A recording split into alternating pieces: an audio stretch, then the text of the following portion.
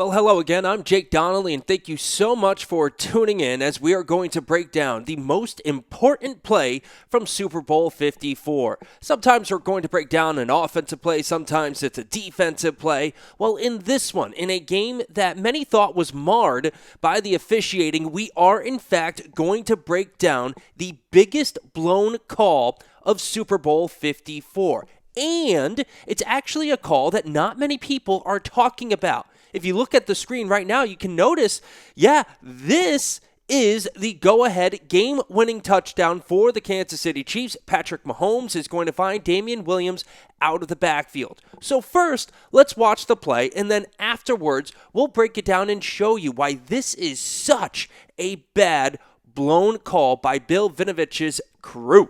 All right, let's go. He's working against Richard Sherman. Williams in the flat. Throws, pass, caught. Williams. Touchdown. Kansas City jumps on top. Right, we all know the play because now we're going to watch it at the pylon. Is he in? Is he not in? Yeah, it's close, Joe. That right foot comes out of bounds. Where's the ball? That is the Before question. that happens. But is that the actual question we should be asking ourselves? Williams in the flat. Well, they'll look at it every possible way, as right now this is the go-ahead touchdown. Reaches for the pylon, okay? That's not the blown call. No.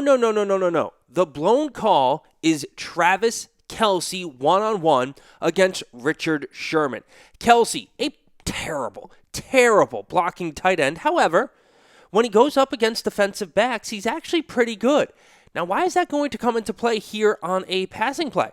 Well, it's because the Kansas City Chiefs get away with an absolutely brutal offensive pass interference that goes uncalled on this play, and we'll go over why it is in fact so brutal. Before we do, one thing to, just put out there for everybody that does not know the offensive pass interference rule. The rule is actually one of the simplest things to figure out in all of football. If you are blocking anywhere more than a yard, that is 1 yard, O-N-E, yard, past the line of scrimmage, it is pass interference. If you are blocking beyond the line, if you are blocking beyond more than 1 yard past the line of scrimmage on a pass play before the ball is caught, you are committing pass interference. It doesn't matter where the wide receiver, or in this case, running back, catches the ball, whether it's behind the line, if it's in front of the line,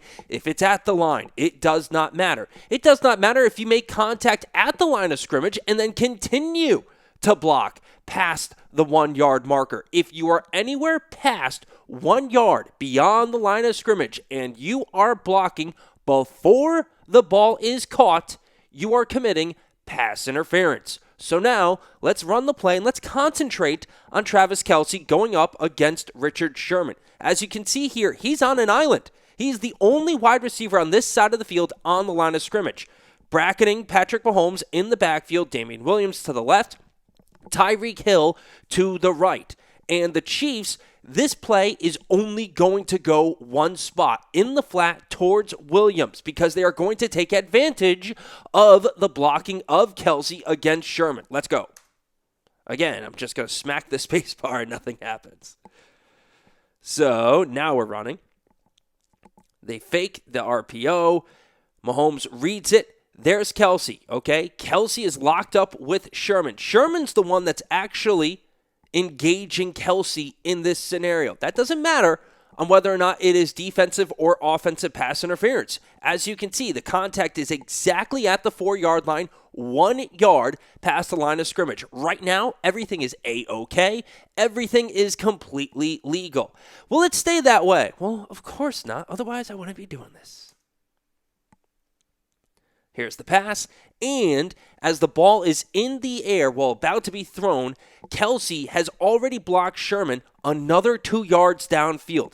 Kelce is about 1.5 yards past the line of scrimmage. Sherman is another 1.5 yards past him. Kelce's got those long arms, so Sherman is about at the 2, maybe in between the 2 and 3 yard line. No matter what, this is beyond 1 yard past the line of scrimmage, okay? This is offensive pass interference right now. And for all of you saying that's not a lot of contact, yeah, that's a lot of contact. Look at it again, okay? Kelce is definitely blocking Mr. Sherman here. He's got his hands up. He pushes him back immediately. Boom, boom, boom. Quick, choppy. This is good blocking, by the way. You won't hear that a lot from me talking about Travis Kelce, but this is really good blocking. He gets on the chest of Sherman. Boom, boom, boom. Shuffles those feet, pushes him back another about yard and a half. Offensive pass interference as the ball is thrown. And as you can see now, Sherman realizes that this is a swing pass out into the flat for Damien Williams. Kelce, he's a smart guy. He's going to let Sherman go. Also, he's not that good of a blocker, so he can't sustain the block for that long. Sherman realizes that he's getting blocked, realizes that this is a swing pass out to Williams in the flat, and of course, everybody knows what's going to happen after this. He catches the ball, dives for the pylon. Sherman just a hair too late to get to that ball. Touchdown, right? Now, here's the other thing. Let's look at Travis Kelce. Travis Kelce, your Chiefs just took the lead. You're one of the most noticeable guys in the NFL in terms of his celebrations, right? Kelce loves to celebrate. It's kind of a muted celebration here. Why is that? Kelce's looking around for the flag. He's looking at all of the different officials on that side of the field, just wondering, is somebody going to throw the flag on me? Because that was totally offensive pass interference.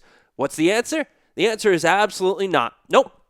It's also why you see the muted touchdown celebration from Travis Kelce. Doesn't even join the rest of the squad. Now here's the sky cam view, the spider cam view on this side.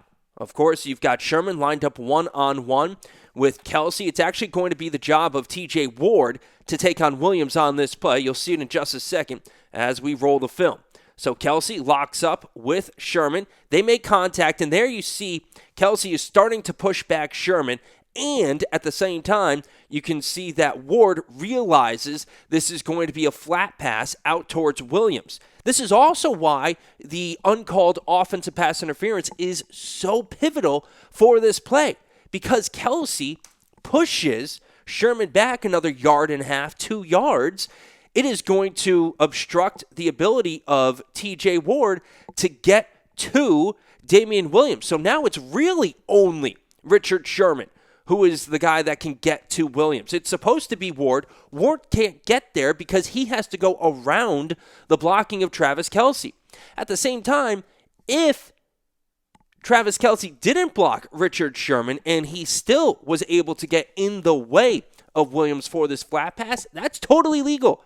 Totally legal to just have your body in the way as it is right here. However, because he's actually blocking Richard Sherman, and now Sherman is in the way, that, in turn, is offensive pass interference.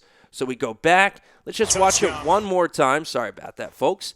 Watch it one more time. Kelce, line of scrimmage, press coverage from Sherman. Sherman engages first. Kelce is looking, knows exactly what the play is going to be. He's just blocking. That's the other thing you have to recognize when it comes to this play. What's the route from Travis Kelce here?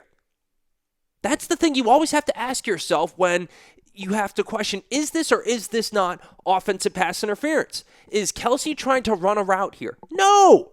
This is a clear pick play. It is a designed pick play. It is right in front of a pair of officials on an island. Kelce is the only other Kansas City Chief out in this part of the field. It is just Travis Kelce and Damien Williams. There is literally nobody else on the field. The officials just have to look at Williams and Kelce. Multiple officials. This was a touchdown. This was a play that should have been reviewed. And guess what? It was reviewed. And that was the key to it, because everybody was concentrating on whether or not this play was a touchdown, whether or not Damien Williams reached over the pylon and got to the end zone. No one looked at whether or not this was actually offensive pass interference when, if you look at it in real time, if you look at it when breaking it down, this is pure as day pass interference. Kelce locked up with Sherman.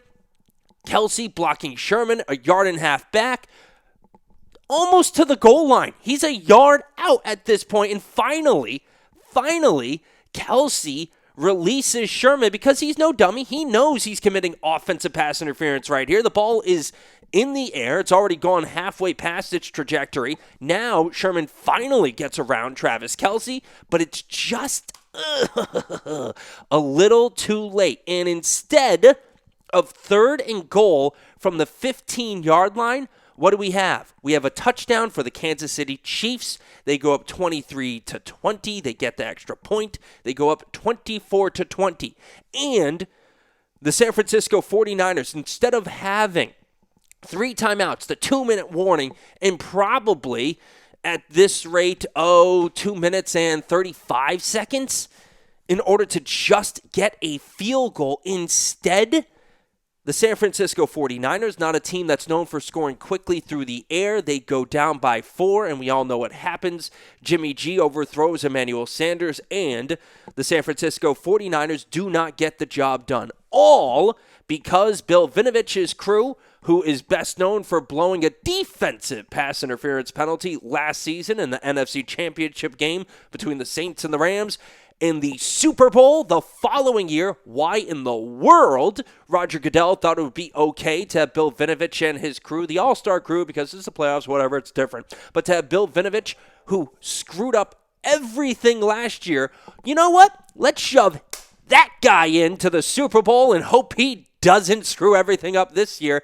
Guess what? Vinovitch screwed up and the NFL screwed up because they completely blew this offensive pass interference penalty on Travis Kelce. Look at it right now. Kelce is jacking up Richard Sherman, throwing it back about another 1.5 yards, well past 1 yard past the line of scrimmage. Offensive pass interference on the Kansas City Chiefs, except it's the Kansas City Chiefs, so it's not going to get called. And the San Francisco 49ers get SCREWED, screwed out of a chance to win the Super Bowl. Well, everybody, thank you for tuning in. That was the biggest blown call of Super Bowl 54. Bill Vinovitch and his crew blowing the offensive pass interference penalty on Travis Kelce. I'm Jake Donnelly. I hope you all had a lovely and enjoyable NFL season. We'll see you back in September when, Tom Brady's going to be the quarterback of the New England Patriots. Shut up, everyone. All right, see you, folks. Jake Donnelly signing off for the last time this